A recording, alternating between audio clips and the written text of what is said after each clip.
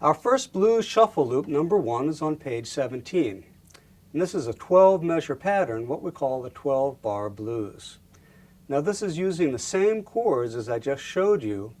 The only difference is in the last measure, we're playing that E7 and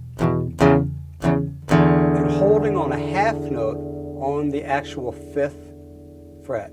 And this gives us just a little bit of a pause before we go back to the beginning again.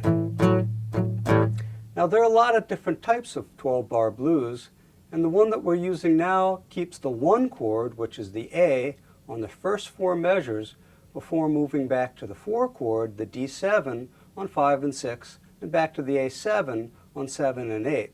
Then as you'll see in the 3rd line, we go to the 5 chord, which is E7, back to the 4 chord, before going to A7, and then ending on that E7, which is real important because that gives us the impetus to go back to the 1 chord again.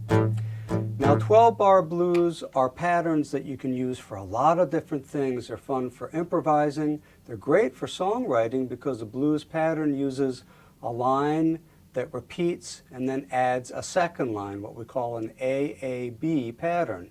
4 measures A, 4 measures A, and then 4 measures of B. So you can really get a lot of mileage out of this and add that palm muting, and I think your clients and students will really get into it. So here's how blues shuffle number 1 sounds. I'll call out the chords the first time, and then I'll just play it without that the second time through.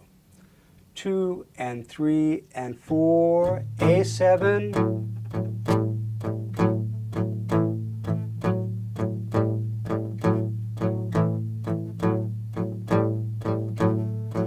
here comes the D chord on measure 5.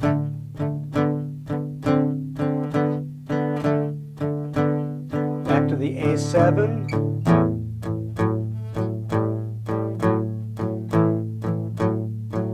Here comes your E7. Back to D. A7. Final measure, E7. Back to the top.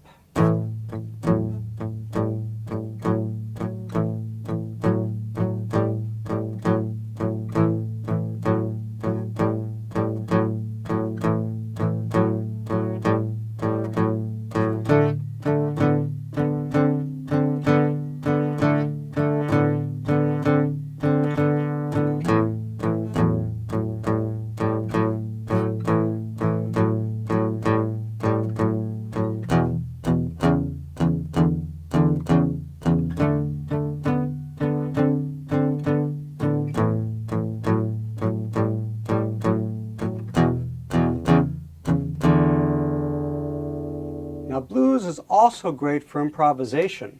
Now try this. We're in the key of A. Take your Orff instruments like your xylophone, metallophone, glockenspiel, or resonator bells, anything that's pitched, and play an A minor scale or an A pentatonic scale over these chord patterns. It'll sound really bluesy because of the lowered 3rd and the lowered 7th.